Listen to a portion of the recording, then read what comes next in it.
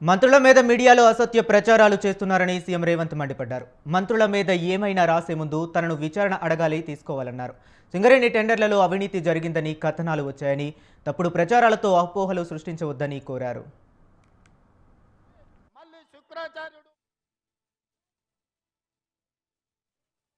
చవాకులకు మంత్రముల మీద ఈ రోజు ప్రచారాలు చేస్తున్నారు, ప్రత్యక్షంగా పరోక్షంగా. ఈనాడు టెండర్ల గురించి కొన్ని పత్రికలు రాస్తున్నాయి. సింగరేణిలో కొంత కుంభకోణం జరిగింది, బొగ్గంతా మాయమైందని.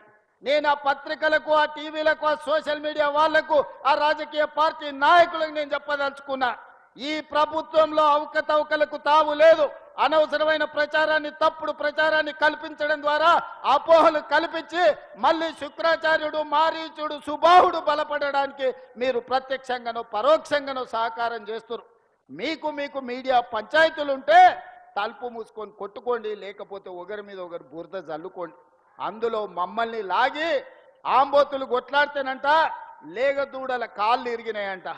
ఇద్దరు మీడియా యజమానులు కొట్లాడుకుంటే మీరు కొట్లాడుకోండి, కానీ మా మంత్రులని బదనాం చేసే కార్యక్రమాన్ని మీరు తీసుకోకండి. దయచేసి ప్రత్యక్షంగానో పరోక్షంగానో మీరు రాస్తున్న రాతలు, చూపిస్తున్న చూపులు మారీచుడి సుబావులకు, శుక్రాచార్యునికి సహకారం అందించినట్టుగా ఉంటుంది. ఒక్కసారి ఆలోచన చేసి వాస్తవాలను తెలుసుకొని రాసే ముందు మమ్మల్ని వివరణ అడగండి. తెలంగాణ రాష్ట్ర ముఖ్యమంత్రిగా రోజుకి 24 గంటలు, సంవత్సరానికి 365 రోజులు ప్రజా జీవితంలో ఉన్న ప్రజలకు అందుబాటులో ఉన్న మీడియాకు కావాల్సిన వివరణ ఇవ్వడానికి తెలంగాణ రాష్ట్ర ముఖ్యమంత్రిగా నేను సిద్ధంగా ఉన్నా. ఏదైనా వార్త ఏ టీవీలో వచ్చినా, ఏ పేపర్లు వచ్చినా, ఏ సోషల్ మీడియాలో వచ్చినా నా ఎమ్మెల్యేల మీద, నా ఎమ్మెల్సీల మీద, ఎంపీల మీద, మంత్రుల మీద ఎవరి మీద ఆరోపణ వచ్చినా వాళ్ళందరికీ నాయకుడిగా, కుటుంబ పెద్దగా అది నా గౌరవానికి భంగం కలిగిస్తుంది, నా నాయకత్వం పట్ల అపోహలను కలిగిస్తుంది. ఇలాంటి విషయాలలో ఎలాంటి కాంప్రమైజ్ లేదు. మా మంత్రుల మీద ఏదొచ్చినా రాసే ముందు నన్ను వివరణ అడగండి. ఈ ప్రభుత్వాన్ని అందరినీ సమన్వయం చేసుకొని, అందరి సహకారం తీసుకొని, అనుభవజ్ఞులైన తుమ్మల లాంటి వాళ్ళ అనుభవాన్ని తీసుకొని ఈరోజు ఈ ప్రభుత్వాన్ని నడుపుతున్నాం. మిత్రులారా, 2 సంవత్సరాలు పూర్తి చేసుకున్నాం. ఈ మధ్యలోనే 5 సంవత్సరాల కోసం ఎన్నికైన ప్రభుత్వాన్ని మొదటి సంవత్సరం పూర్తిగాక ముందు నుంచే ఒక పక్కన శుక్రాచార్యుడు, ఇంకొక పక్కన మారీచుడు, సుబాహుడు బయలుదేరిండ్రు మీరు దిగాల్సిందే అని. శుక్రాచార్యుడి గురించి, మారీచుడి గురించి నాకంటే రామాయణం తెలిసిన మీకే ఎక్కువ తెలుసు.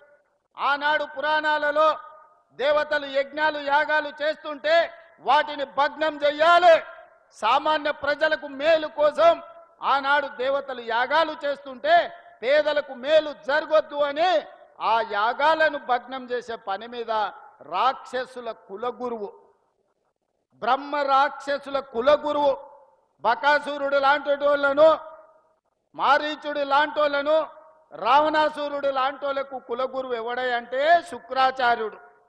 భూ బకాసురులకు, ఈరోజు భూ కబ్జాదారులకు, ఈరోజు హత్యలు చేసేటోళ్లకు, ఆక్రమించుకునేటోళ్లకు అధికారాన్ని అడ్డం పెట్టుకొని తెలంగాణ రాష్ట్రాన్ని దోసుకునేటోళ్ళకు కూడా ఒక శుక్రాచార్యుడు రాక్షస కులగురువు ఉన్నాడు.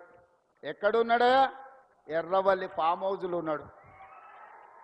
ఎర్రవల్లి ఫామ్ హౌజ్లో ఉండి పన్నాగాలు పన్నుతుంటాడు. శకుని మామ పన్నినట్టు పన్నాగాలు పన్నుతుంటాడు. దుర్యోధన వంశాన్ని ఎంబడి పెట్టుకొని ఏదో రకంగా ఈరోజు కుట్రల కుతంత్రాలతోని ప్రజా పాలనను, పేదల ప్రభుత్వాన్ని పడగొట్టాలని ఆలోచన. శుక్రాచార్యుడేమో ఫామ్ హౌస్కి పోయిండు, మారుచుడు, సుబాహుడేమో బామ్మార్దుల ముసుగులో అసెంబ్లీ లోపలికి వస్తుండ్రు.